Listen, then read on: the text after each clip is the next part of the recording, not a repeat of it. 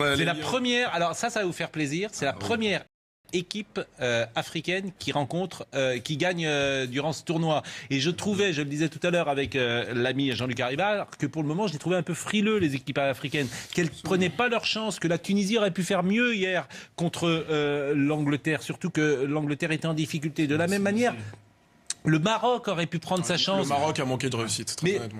Oui, mais à un moment, regardez la fiesta. En plus, on a quand même, avec le Sénégal, un rapport privilégié. Nous, les Français, c'est une équipe qu'on suit, qu'on adore, évidemment. Le Sénégal est... depuis 2002. Le Sénégal est 100% francophone, je vous le rappelle quand même. Ils ont une belle équipe. Pas 100%. Il y a du talent dans cette équipe. Mais c'est vrai qu'il y a un rapport entre la France et le Sénégal, un rapport historique particulier. Non, mais absolument. C'est forcément un des pays d'Afrique dont les Français sont les plus proches historiquement. Et de nombreux clubs de Ligue 1 ont des académies de Dakar qui permettent notamment Sadio Mané, que t'es passé par l'académie Génération Foot du FC Metz. Donc les Lions de la Teranga, on va voir les images. Ils ont fait une entrée fracassante évidemment dans la Krikoviak sur ce match. Pas sûr que, on le rappelle, il revient de près de West Bromwich au Paris Saint-Germain. Pas sûr que Thomas Tuchel ait très envie de le récupérer après ce match. Non, mais le gardien, qu'est-ce qu'il a à faire là, le gardien? Pourquoi il est sorti? Non, l'erreur c'est Krikoviak. Qu'est-ce qu'il pouvait faire? C'est la passe centrée avec Abominable. Il passe centrée à l'aveugle. Bah oui, la même que c'est ça. Gérard en 2004 à l'Euro sur le France-Angleterre. Et Thierry Henry qui la récupère, sauf que là, il y avait eu penalty après, ça ressemble à ça. Regardez les images de la joie sénégalaise, première victoire africaine. C'est drôle d'ailleurs, Ross, parce qu'on attend au plus haut niveau l'explosion d'une équipe africaine. Et je me souviens, après la Coupe du Monde de 1990, ça fait un moment quand même, ça fait 28 ans. Hein, le Cameroun était allé en demi-finale. En demi-finale contre l'Angleterre. C'était bien. Non, en demi-finale. Oui, ils avaient été blousés parce qu'il n'y avait pas la vidéo à l'époque. Et on se disait, voilà, c'est le début d'une période faste pour l'Afrique. Et pour des raisons qui sont toujours compliquées à expliquer. Le continent africain ne place pas d'équipe demi-finaliste depuis toujours. Mais déjà, il faut... Les problèmes sont complexes là-bas. Vous avez un problème politique, parce que quand l'argent doit arriver aux joueurs, l'argent n'arrive pratiquement jamais aux joueurs. Donc, il y en a plein qui n'ont pas spécialement envie de jouer pour leur équipe nationale. Vous avez énormément d'Africains qui évoluent dans les championnats européens et à l'extérieur, et qui pourraient être des belles réserves. Vous vous souvenez de la polémique qu'il y avait eu à l'époque avec Adebayor et le Togo notamment. Et je rappelle que vous êtes d'origine togolaise. Hein. Absolument. Et on l'avait critiqué à l'époque, mais il avait 100% raison. Quand vous connaissez les dessous de l'affaire, il avait 100% raison. Donc il y a tous ces soucis-là qui font qu'à un moment, oui, il n'y a pas d'équipe qui émerge. Mais là, en l'occurrence, moi, j'ai été très déçu par le Nigeria. Le Nigeria, je pensais qu'ils allaient pouvoir nous apporter quelque chose, mais j'avais l'impression de voir une CFA jouer. Et là, heureusement que le Sénégal, hier, on a croisé les doigts pour la Tunisie, qui a malheureusement craqué à la dernière minute, mais ils ont quand même bien tenu. Et là, le Sénégal redore un peu l'image. Mais même si parfois on était un peu... je me disais, c'était un peu tendu quand même vers la fin de la première mi-temps, où ça aurait pu être dangereux pour eux. Après, c'est quand même une belle victoire référence. Il y a eu beaucoup de choses dans ce match. Alors évidemment, tout n'a pas été parfait, mais il y a eu beaucoup de choses. Il y a eu un peu d'audace, il y a eu de la discipline. Alors bon, ils prennent un but à la fin, certes, mais globalement, ils ont quand même tactiquement montré quelque chose pour essayer de mettre en difficulté la Pologne.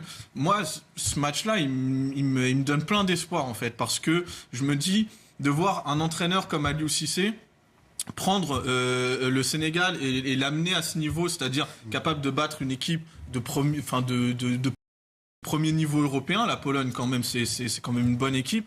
Je me dis que voilà, ça doit encourager l'Afrique de manière générale, pas seulement sportivement, mais également sur d'autres domaines, à avoir confiance en ses moyens, c'est-à-dire vous avez des hommes, vous avez des richesses, n'attendez pas que ce soit quelqu'un qui vienne vous les apporter de l'extérieur. Et donc moi je trouve que c'est très très symbolique à ce niveau-là. Il s'est passé pas mal de choses intéressantes dans ce match. D'abord, c'est parti très très moyen. Un tir cadré à la mi-temps de chaque côté. Un tir cadré. Un festival de passes à l'adversaire. Les deux côtés. Hein. On sentait que les Polonais et les Sénégalais avaient du mal à rentrer dans le match et à avoir de la fluidité dans leurs actions. Et puis, c'est passé un truc très bien qu'on n'a pas l'habitude de voir, c'est que la Pologne a offert 2 buts quasiment. Hein. Le tir contré plus la passe entrée, ça donne un avantage de 2 buts. Mais les Polonais qui étaient menés à la mi-temps, là, ont fait un coup tactique avec leur coach. C'est-à-dire qu'ils ont sorti ils ont sorti un joueur, ils ont fait rentrer un défenseur central passé en et ils ont 3-5-2. fait monter les 2 latéraux au milieu de terrain. Moi, j'aime bien ça, c'est-à-dire la réaction des entraîneurs qui osent, qui tentent des coups. Ça, c'est tellement bien. Par rapport à des entraîneurs frileux qui ne pensent qu'à surtout ne pas perdre, quoi. Et on a vu quelque chose d'assez représentatif finalement, encore une fois, de pour l'instant ce début de Coupe du Monde, c'est-à-dire que l'équipe qui avait misé sur le jeu de possession, l'équipe qui avait la main sur le ballon, s'est fait surprendre par une équipe qui se projetait très vite avec un jeu de transition. C'est les caractéristiques du Sénégal, notamment avec Gueye, avec Sadio Mané, avec Mbaye Niang. C'est évidemment là-dessus qu'Aliou Cissé doit Il n'y avait pas Baldé Keïta qui jouait, il n'y avait pas Kouyaté. Guillaume avant la pub. C'est dire la qualité de cette équipe. Guillaume avant la pub. Surtout, cette victoire offre de merveilleuses perspectives au Sénégal. Avec la défaite de la Colombie contre le Japon, ils peuvent maintenant. Ce groupe était déjà très ouvert à la base. Avec cette victoire un peu surprise du Japon sur la Colombie, ça permet au Sénégal d'avoir un peu plus d'espoir pour pouvoir se qualifier encore une fois. Mais méfiez-vous du Japon. Méfiez-vous du Japon. Alors on va s'en méfier, mais après la publicité. On va s'en méfier après la publicité du Japon. Vous êtes avec nous. Quelle sera l'équipe de France qui sera alignée? Visiblement, on a cassé le huis clos. C'est la conversation, c'est la composition annoncée avec Pavard et Hernandez sur les côtés, avec Umtiti et Varane au centre, avec Pogba en sentinelle. Avec Kanté qui change alors. Avec Kanté et Matuidi plus écartés, c'est un triangle, et Pogba axial plus haut au milieu. En meneur Pogba axial, vous le mettez numéro 10 comme vous voulez, et avec Giroud et Griezmann. Donc on en parle tout de suite, comme on parlera avec Régis Janté de football, le ballon de Staline à Poutine. Et ce qui est drôle, c'est que depuis la chute du mur, eh bien, la Russie est nulle. Absolument. C'est drôle. Alors qu'avant, l'URSS, belle équipe avec Belanov, avec Yachine, avec tous ces gens-là, Blokin, c'était des grands noms. Mais parfois, l'éclatement de l'URSS a fait que des nations comme la Croatie ont émergé, etc. Et au contraire, la Croatie n'était pas dans l'URSS, mais l'éclatement de ce bloc-là, vous l'avez compris. Ouf. Et curieusement, la Russie n'en a pas bénéficié. En fait, le football est le reflet de la politique. Donc quand la politique s'effondre, le football s'effondre et c'est ce qui se passe effectivement. Mais vous trouvez que la politique russe s'est effondrée? Plutôt au départ, complètement. Ouais. Et aujourd'hui, d'ailleurs, là où on voit que Poutine essaie de revenir sur la scène diplomatique en termes de football, il met les moyens pour essayer de remettre le football russe au niveau. Il y a eu quelques succès, d'ailleurs, le Zénith a remporté la Liga Europa et le CSKA Moscou également. C'est quand même pas de goût qu'on serait content de les avoir en France aussi. On va parler du match de la Russie-Égypte ce soir. En quoi une victoire de la Russie est-elle importante pour Vladimir Poutine ?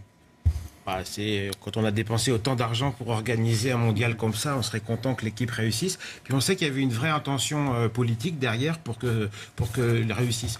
Ce qui compte pour Poutine d'abord, c'est que le mondial soit réussi, que l'image du pays soit véhiculée à travers le monde de manière positive. Mais est-ce que c'est toujours efficace? On le disait il y a 20 ans, il y a 30 ans, il y a 40 ans. En quoi aujourd'hui? Vous ne pensez pas que les gens décodent et ont une forme de maturité politique et médiatique? On l'entend parfois, mais ça marche quand même. C'est pour ça qu'il met autant d'argent dans sa propagande, dans Russia Today, etc. Parce que ça fonctionne encore. Donc les bonnes vieilles recettes fonctionnent. Hélas, j'ai envie de dire. Mais il y compte sur l'équipe. Il mise pas trop dessus parce qu'elle est tellement faible. Elle s'est tellement effondrée. Elle n'est pas tellement faible d'ailleurs, puisqu'elle est faible.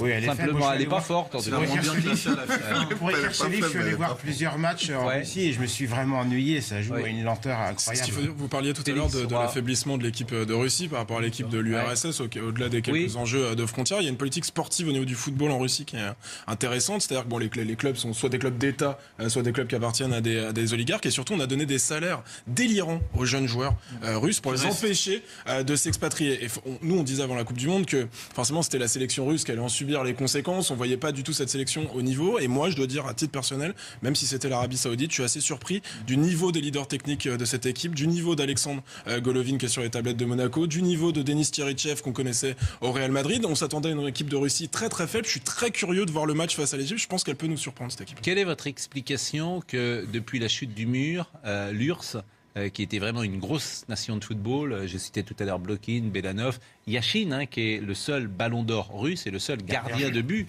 russe. Quelle est votre explication sur l'affaiblissement de l'équipe? Parce que tout s'est effondré en 91 et que tout est parti. Il y a eu 3500 coachs de tous les sports qui ont quitté le pays dans les années 90, 7000 sportifs.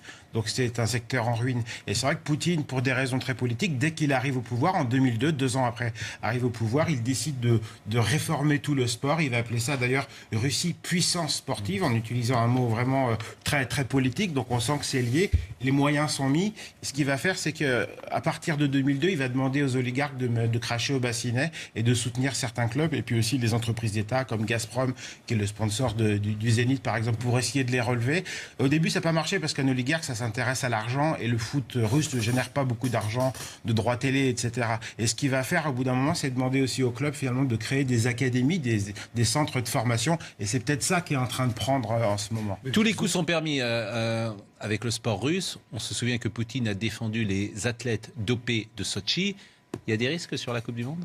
Le fonctionnaire russe de l'agence antidopage qui a balancé toutes les informations, qui est parti aux États-Unis après, a dit qu'il y a eu un projet de dopage des footballeurs. Un projet. Mais je parle pas forcément de dopage, là. Je pense, est-ce que tous les coups sont permis pour que la Russie passe, quoi? Est-ce que... Oui, enfin, en même temps, on pense beaucoup à sa réputation, donc faut pas se faire prendre. Donc non, j'en sais rien. C'est l'équipe, en tout cas, qui a eu le plus de distance parcourue sur toutes les équipes de la première journée. Plus que le Mexique. Ils avaient 118 km de distance parcourue en bloc équipe. Ouais. La France, ils ont dû faire 103. En gros, toutes les équipes, elles sont à 103 environ. C'est ce que dit Tidiane, c'est une statistique. C'est une statistique très très intéressante. C'est des statistiques que nous, on a du mal à analyser ou à les avoir. C'est les statistiques des kilomètres parcourus et surtout des courses à haute intensité, dont beaucoup de gens parlent en ce moment. Ils les ont dans les clubs, ces statistiques-là. Nous, on a du mal à les avoir. Et la Russie, c'est vrai que c'est sorti sur les courses à haute intensité contre l'Arabie Saoudite, c'était impressionnant. Mais vous n'êtes pas frappé non plus par le profil physique des joueurs de Russie, comme s'ils devaient incarner un modèle russe tel que le pense Poutine, tel que la virilité, j'allais dire, de Poutine l'imagine, de grands gaillards solides. Si je voulais caricaturer, je dirais un poil bûcheron, par exemple. Des Yachines voilà, mais vous n'êtes pas frappé par ça? Non, pas particulièrement, mais c'est peut-être simplement que le physique russe fait qu'on est des costauds plutôt.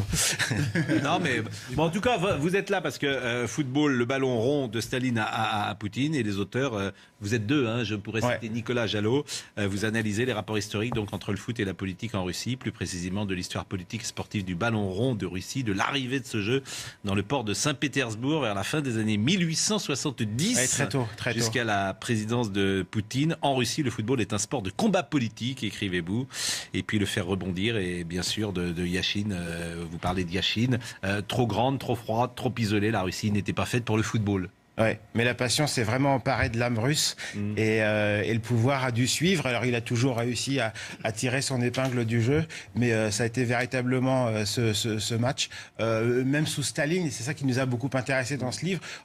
C'est le pire des pouvoirs. Staline, c'est une dictature totalitaire. Et ben malgré tout, la population a trouvé des moyens de résister. Si tu soutiens le Spartak, ça veut dire que tu soutiens pas le Dynamo, l'équipe des flics. Et après 37, les purges de Staline, ça voulait vraiment dire quelque chose. C'était une manière de résister. Le club de la police, le club de le CSKA. Les autres sports, pour terminer, pardonnez-moi.